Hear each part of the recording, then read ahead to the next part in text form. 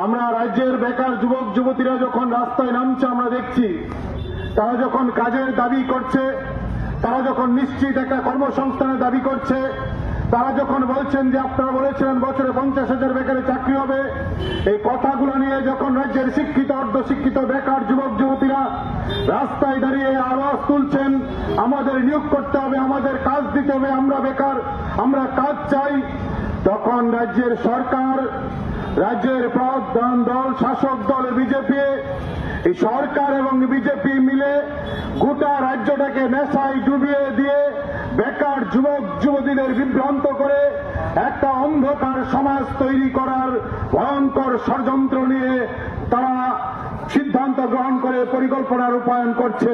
এই স্বপ্নকে অন্ধকারে ঠেলে দিয়ে গোটা রাজ্যটাকে ধ্বংস করে দিচ্ছেন। ট্যাট পরীক্ষা বন্ধ, স্কুলে শিক্ষক নেই, ছেলেমেয়েরা পড়তে পারছে না, তাতে কার ক্ষতি হচ্ছে? গোটা রাজ্য। মেধাকে পরিকল্পিতভাবে শেষ করে দেওয়ার জন্য স্কুলে শিক্ষক নিয়োগ করছেন না, তার ফলে বেকাররা কাজ পাচ্ছেন না, চাকরি পাচ্ছেন না। বিদ্যুৎ দপ্তরে আউটসোর্সিং এ নিয়োগ হচ্ছেন, প্রাইভেট সংস্থা আসছেন, কোটি কোটি টাকা রোজগার করে তারা রাজ্য থেকে টাকা লুট করে রাজ্যের বাইরে চলে যাচ্ছেন। বেকার যারা কাজ করতেন, মেধা ঘাম রক্ত তাদের চুষে নিয়ে ফিটকুর মতন সংস্থারা তারা বই রাজ্যে চলে যান। আমাদের রাজ্যের বেকাররা যারা কাজ করতো তাদের বকেয়া দিচ্ছেন না। পুলিশে ইন্টারভিউ নিয়ে রেখেছেন, নিয়োগ হচ্ছে না। ফায়ার সার্ভিস ইন্টারভিউ হয়েছে, নিয়োগ হচ্ছে না। এরকম অসংখ্য দপ্তরে এরকম ইন্টারভিউ হয়, নিয়োগ হয় না। টিপিএসসি একটা সংস্থা, কিছুদিন পর বিজ্ঞাপন দেন আর কিছুদিন পর বলেন এই বিজ্ঞাপন যা দেওয়া হয়েছিল তা আপাতত স্থগিত, ইন্টারভিউ নিতে সাহস পাচ্ছেন না টিপিএসসি। এরকম একটা পরিস্থিতির মধ্যে দাঁড়িয়ে আমরা ডিওএফআই টিএফ দাবি তুলছি, সবার কাজের নিশ্চিত গ্যারান্টি চাই। সরকারের 30,000-এর উপর শূন্যপদ, এই শূন্যপদ পূরণ করতে হবে। আউটসোর্সিং এ সরকারি দপ্তরে নিয়োগ বন্ধ করতে হবে। আর যে নিয়োগ প্রক্রিয়া চলছে এই নিয়োগ প্রক্রিয়া দ্রুত সম্পন্ন করতে হবে। এই কথাগুলো নিয়ে যখন রাজ্যের বেকার যুবক যুবতী ডিওএফ রাস্তায় নেমে, তখন আমরা দেখছি একদল গুন্ডা বাহিনী তারা চোখ রাঙায়। সরকার তাদের অভয় দেন যে আমরা সরকার আছে, পুলিশ তোমাদের ধরতে পারবে না, তোমরা গুন্ডামি করো, কেউ যেন সরকারের বিরুদ্ধে কথা বলতে না পারে। আমরা কি দেখছি?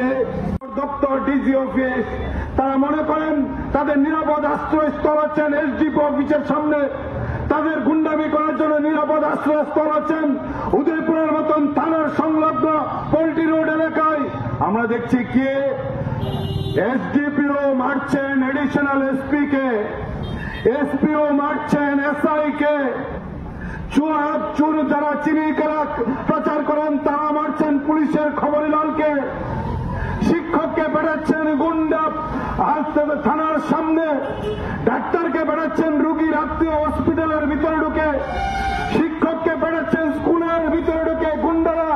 তাদের কি পরিচয়? তারা যখন পেটায় তখন তারা স্লোগান দেন ভারত মাতা কি জয়। তারা যখন শিক্ষককে মারেন স্লোগান দেন জয় শ্রীরাম। পুলিশ তাদের ভয় পায় কেন? তারা বিজেপি করে, তারা গুন্ডা, তারা সমাজদ্রোহী। পুলিশ তাদের ভয় পায়। আর এই ভয় পাওয়ার ফলে আমরা দেখলাম পুলিশের একজন অফিসার দুর্গাচরণ রাঙ্খল নেশা কারবারির গাড়ি বস্কনগর থানার সামনে পিছিয়ে মারল, একজনকে গ্রেপ্তার করতে পারেনি। এ হচ্ছেন পুলিশ, এ হচ্ছেন আমাদের আইন শৃঙ্খলা। আর রাজ্যের মধ্যে প্রতিদিন খুন, ধর্ষণ, রাজধানী অপহরণ চলছে, কেউ কথা বলছেন না। নীরব দর্শকের ভূমিকায় পুলিশ।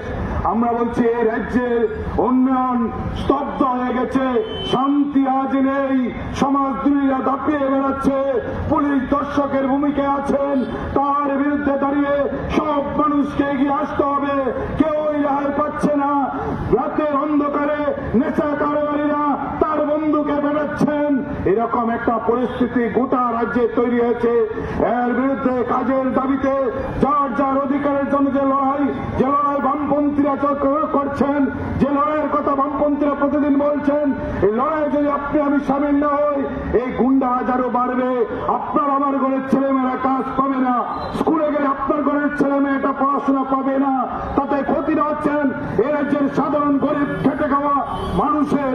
বলে গরিব খেটে খাওয়া সাধারণ মানুষের যে ক্ষতি প্রতিদিন সরকার করছেন, তার বিরুদ্ধে অধিকারের জন্য লড়াইটা করতে হবে। আমরা বলছি, যখন এই সভা আমরা করছি, আমরা কি দেখছি?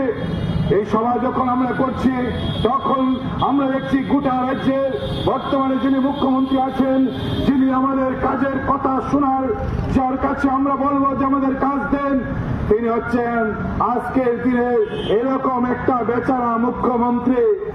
আমাদের একই রকম ভাবে এই বেচারা মুখ্যমন্ত্রী আজ একজন বেচারা স্বরাষ্ট্রমন্ত্রীতে পরিণত হয়েছেন। সমাজদ্রোহীরা তাকে স্বরাষ্ট্রমন্ত্রী মনে করেন না। এমনকি আমাদের এই যে আজকের যিনি মুখ্যমন্ত্রী শ্রদ্ধেয় ডক্টর মানিক শাহ মহোদয়, তার দলের বেশিরভাগ নেতা কর্মী সমর্থক ওনাকে মুখ্যমন্ত্রী মনে করেন না। বলে বেচারা মুখ্যমন্ত্রী যে কারণে কোন সময় মহাকরণে যান আর কোন সময় মহাকরণ থেকে বেরোন এটাও মানুষ জানে না। তিনি কখনো মন্দিরে, কখনো উদ্বোধনে, তাতেই তিনি ব্যস্ত থাকেন, মানুষের কথা ভাবার সুযোগ নেই।